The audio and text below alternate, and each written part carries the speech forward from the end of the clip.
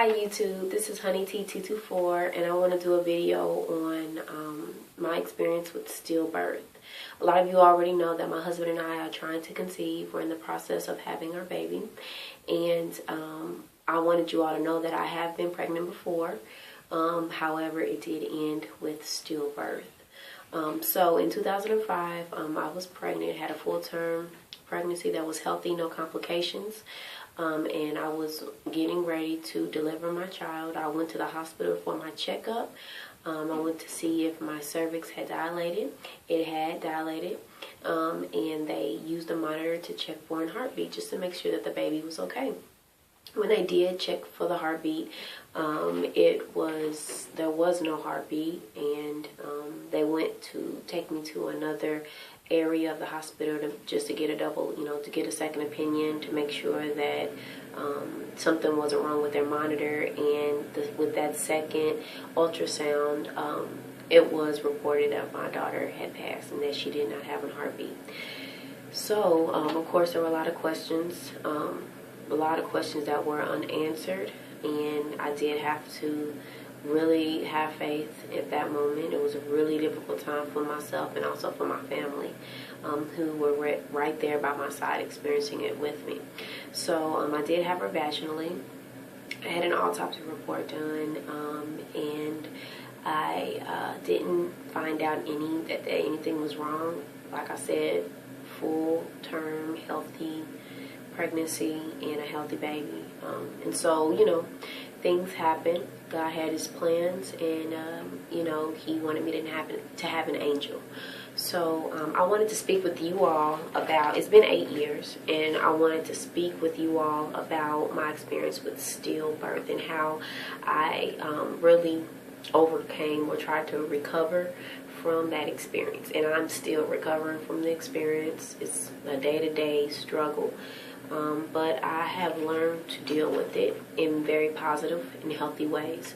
So I want to start off with saying that, and I wrote some of this down so I can remember, but if you know somebody who's experienced stillbirth, okay, whoever you know, if they've experienced it, it's important for them to know that they should be able to hold their baby. So after the baby has been delivered, for them to hold on to their child, for them to have that one-on-one experience, to feel your baby in your arms, because it's something that you will never have the chance to do again physically. So it's important that you hold on to your child as long as the doctors recommend you to do so. I held on to my daughter, which her name is Nadia. I held on to her for 3 days. They did have to take her, and they had to work on her away from my hospital bed, and then bring her back. And that's what I wanted. The doctors didn't recommend it. My mother didn't recommend it. She was there by my side. This is before I was married and I was in a different relationship. But my mother was there to, let the nurses know when it was a good time for them to bring her in. So I did hold on to her for 3 days. I do recommend that you do hold on to your child. But it's different for each person. So you just want to make sure that you're maintaining a healthy mentality as you're going through that experience, as you're bonding with your child, okay? So I did hold on to my daughter for 3 days, and that was the limit. At the last time that I was able to hold on to her, it was very, very difficult. It was very hard. But I did have to give her to the doctor so that they could prepare her for the process of our ceremony that we were going to have for her. So I want you all to know that you should, if you know someone who's experienced stillbirth, to encourage them to hold on to their baby. Also, take pictures of your child. If you have friends, family in the room, make sure you get some pictures with your child, with you, with your family. If you feel like that's something that you should do, then do it so that you can have those memories. That's what I did. I took pictures. My mother, had her dressed in the outfit that I wanted her in, and we took a picture of her because we wanted to remember her. We had so many beautiful memories with her. with her, with me being pregnant, with her kicking, with her hiccups, with her movement all the time. And it was a beautiful experience. And we wanted to remember the way she looked, because we always wondered what she looked like, and she was very beautiful. So I had the chance to take pictures to remember what her face looked like, what her skin color was, and how small she was and how beautiful she was. So I definitely encourage you all to take pictures so that you can have those memories, okay, for your keepsake. Also, you want to keep your family close. You have friends, you have family, people who you love, who you care about you, who support you, who encourage you and inspire you. You want them to be there to help you go through this. It's a very traumatic experience. And God, He allows people to go through that so that it can make them stronger. And so that you can have an angel that's watching over you. And so it's important to keep your family close so that they remind you of your faith, and they can remind you that you're strong and that you can overcome any storm, okay, that comes into your direction. All right. So also, the doctors might encourage you to have a keepsake box. So what they did was they did give me a keepsake. I had a box, and I untied the box. It was with a ribbon, and inside the ribbon, I had a lock of my daughter's hair placed into that box.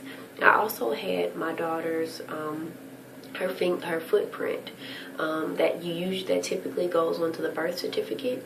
That was on her baby certificate, and I believe it's called a birth certificate as well. But I did have that done, and I have that inside of the box as well, just to remind me of her and of her, that she was born, and that she was a beautiful child, and that she always will be. I also had pictures inside the basket, which I still do. I have a blanket in there, so the blanket that was wrapped around her after she was delivered, it has a little bit of the birth blood on it, and I did want to keep that, so I do have that. And any other items that remind you of your precious child, you want to make sure that you put those inside of that box and that you keep it, okay? It's important that you have a counseling session.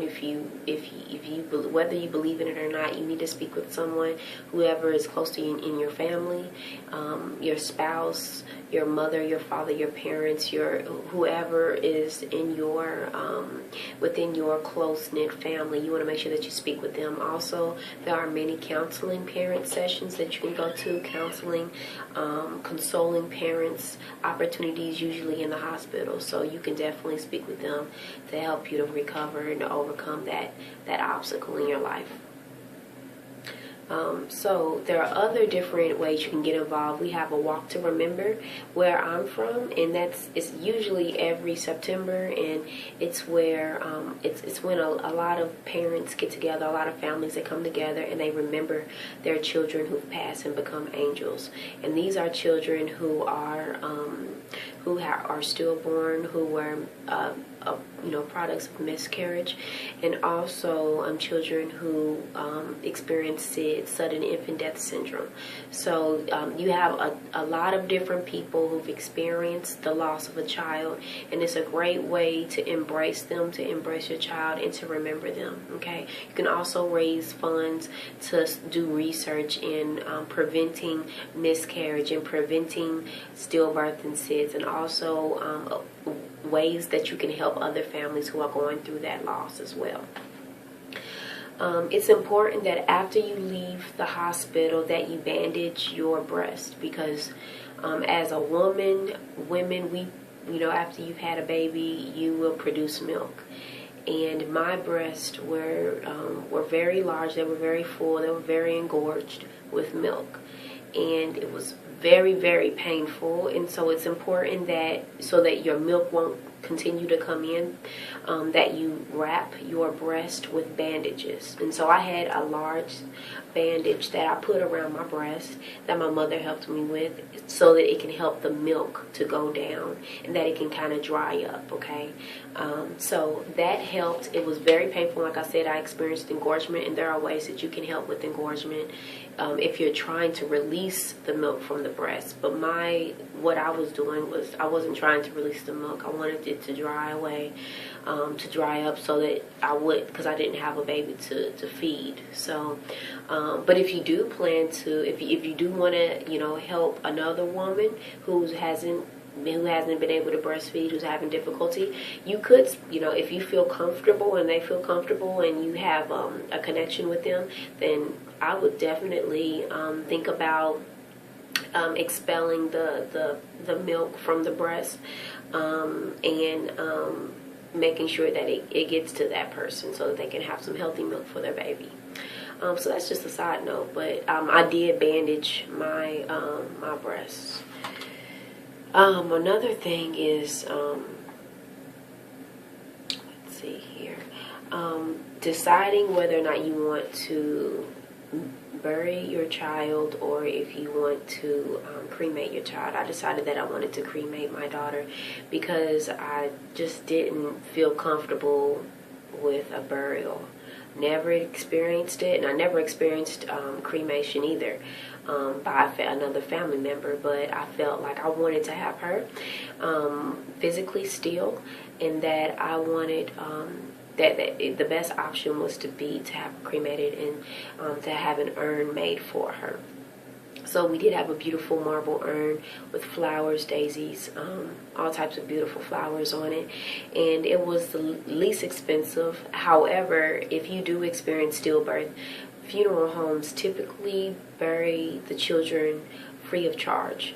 They also have ceremonies free of charge. We had a wake ceremony for my daughter before she was cremated. So we had the family to come in from out of town, family in town to come and experience a celebration of the life and death of my daughter. So that's a choice that you want to make, that you want to do research on, that you want to speak with your family and you want to speak with your partner about, okay? So that you make sure that that's the best option for you in the long run. It's important that you do have a